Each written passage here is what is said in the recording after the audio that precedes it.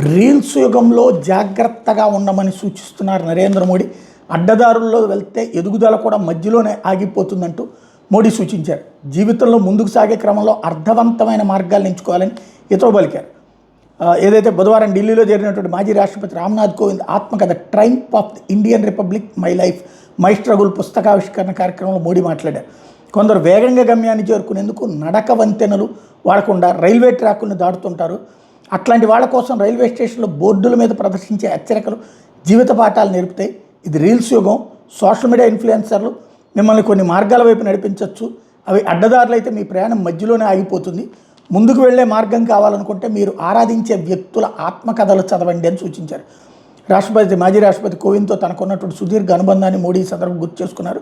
జమిలి ఎన్నికల మీద ఆయన చేసిన సూచనలు దేశాన్ని కొత్త దిశలో నడిపించడం ఆయన కూడా చెప్పారు. చిన్నతనంలో కోవింద్ అగ్ని ప్రమాదంలో తల్లిని కోల్పోయారని, ఆ విషాదం ఆయన్ని కుంగదీయకుండా మరింత దృఢంగా మార్చిందని చెప్పుకొచ్చారు.